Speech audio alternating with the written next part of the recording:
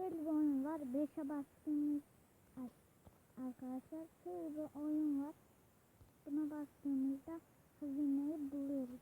Ama burada bir yılan işareti var. Yani yılan olayı var. Onun içinde buna basıyoruz.